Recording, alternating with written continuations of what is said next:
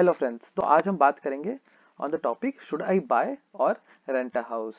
ये जो टॉपिक है ये बहुत ही इंपॉर्टेंट टॉपिक है for those who are in their early 30s and early 40s। ये टाइम पे लोग बहुत ज़्यादा कंसिडर करते हैं to buy a house when they have a good financial stability. और आज हम देखते हैं कि should they buy a house or not. तो हम ये एनालाइज करेंगे ऑन फ्यू पैरामीटर्स एंड देखेंगे कि आपको घर खरीदना चाहिए या रेंट पे ही रहना चाहिए। जो पहला पैरामीटर हम कंसिडर करेंगे वो है पीई रेशियो का। पीई रेशियो पे मैंने पहले से ही एक वीडियो बना रखा है। अगर आपको पीई रेशियो क्या होता है जानना है तो आप आई बटन पे क्लिक कर सकते हैं और वो वीडियो जाके देख सकते हैं। तो PE ratio of a real estate कैसे निकालते हैं? वो होता है buying price of the property. अगर आपने 1 करोड़ की प्रॉपर्टी खरीदे तो वो होता है बाइंग प्राइस, एंड आपको एनुअल रेंटल यील्ड उसमें क्या है। इसका जो थंब रूल है ये होता है कि पी रेशियो अगर 20 से ज्यादा आता है तो आपको रेंट कर लेनी चाहिए। अगर पी रेशियो लेस देन 15 आता है तो फिर बाय कर लेनी चाहिए। अगर पी रेशियो 20 और 15 के बीच में आता है तो आपको एक न्यूट्रल स्टैंस है, आप इधर रेंट या बाय कुछ भी कर सकते हो।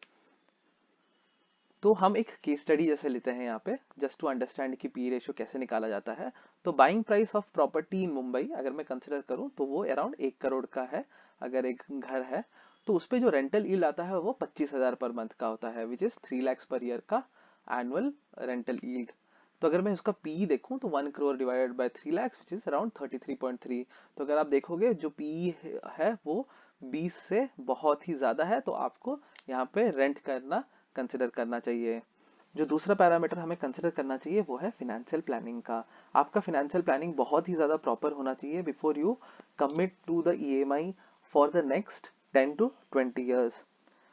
तो यहाँ हम देखते हैं एक केस स्टडी से।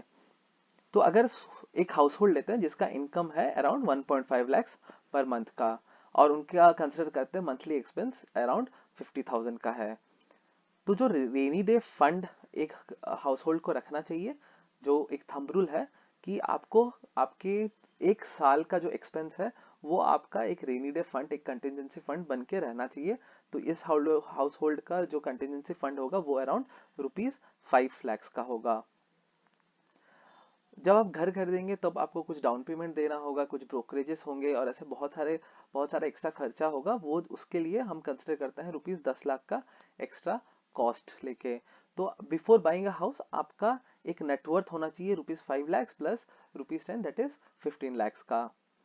उसके बाद आप जो लोन लेंगे ऑफ ₹90 lakhs, जो 1 करोड़ के प्रॉपर्टी के ऊपर, वो जो लोन का ईएमआई अगर 10 साल में पे करना तो जो लोन का ईएमआई आएगा वो अराउंड 1 लाख का आएगा। तो यहाँ पर अगर आप देखेंगे, अगर आपने लोन का ईएमआई 1 लाख का लिया और आपने जो मंथली एक्सपेंस आपके 50,000 के हुए तो आपका पूरा इनकम कंप्लीटली इरोड हो गया।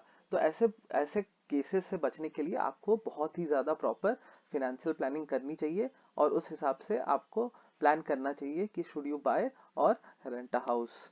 नेक्स्ट पैरामीटर जो हमें कंसिडर करना चाहिए वो है rental inflation versus property price inflation का। ऐसे बहुत जगह होते हैं जहाँ पे प्रॉपर्टी प्राइस बहुत ही जल्दी इन्फ्लेट हो जाता है और वो इन्फ्लेटेड स्टेट पे बहुत लंबे पीरियड तक रह सकते हैं। फॉर एग्जाम्पल, अगर कोई जगह है, कोई एरिया है जहाँ पे प्रॉपर्टी प्राइस 2 या 3 गुना हो गई है in the last 5 to 10 years, लेकिन अगर वहाँ पे रेंटल यील्ड 2 गुना या 3 गुना नहीं हुआ है इन द लास्ट 10 ईयर्स, तो ऐसे जगह पे प्रॉपर्टी खरीदने से आपको बचना चाहिए। Rental inflation is always a realistic rate जो हमें डिमांड बताता है, जो एक ट्रू फंक्शन ऑफ डिमांड हमें बताता है एक जगह, वो रेंटल यील्ड से हम पता कर सकते हैं। आपको ये क्वेश्चन हमेशा पूछना चाहिए कि has the price of property risen many folds as compare to rent. Next parameter जो हम कंसिडर करेंगे वो है income stability and other risk management का। पहले तो हमें अपने आप से क्वेश्चन पूछना चाहिए, जो एनवायरनमेंट में हम काम कर रहे हैं, जो कंपनी में काम कर रहे हैं, जो बिजनेस में काम कर रहे हैं, क्या वो बिजनेस, वो कंपनी अब स्टेबल है या नहीं है? क्या आपका जॉब स्टेबल है या नहीं है? दूसरा चीज है, क्या आपके घर में आपकी या कोई आपके कोई रिलेटिव्स में किसी का मेडिकल कंडीशन है, तो भी आपको घर खरीदने से या कोई लंबे ईएमआई से लेने से आपको बचना चाहिए। तीसरा है कि do you have any short term goals. अगर आपका कोई भी शॉर्ट टर्म गोल है, लाइक अगर आपके बच्चों को पढ़ाना है या किसी की शादी करानी है, तो अगर ऐसे कोई शॉर्ट टर्म गोल्स हैं फॉर द नेक्स्ट 4-5 ईयर्स, तो भी आपको कोई बड़ा कमिटमेंट करने से बचना चाहिए। तो एक्सपर्ट्स का ये मानना है कि बारिंग फ्यू पार्ट्स इन चेन्नई, जितने भी बड़े मेट्रो सिटीज हैं वहां पे घर खरीदना is a bad option. It is better to rent a house rather than buying a house. दूसरा है कि commitment to stay in a city जो देखा गया है वो अभी बहुत ही ज्यादा घटते जा रहा है in the newer generation. Even the working environment आजकल ऐसा हो गया है कि आप एक सिटी में स्टेबल नहीं रह सकते। तो in in these cases buying a house is not a good option. But फिर भी हम देखते हैं कि लोग घर खरीदते हैं। तो जो मेन रीजंस क्या होते हैं घर खरीदने के लिए, एक तो इंडिया में घर खरीदना एक इमोशनल बाय होता है। दूसरा है कि घर खरीदने को स्टेबिलिटी माना जाता है इंडिया में। तीसरा होता है कि जो कि बहुत इंपॉर्टेंट है वो है फोर्स सेविंग्स।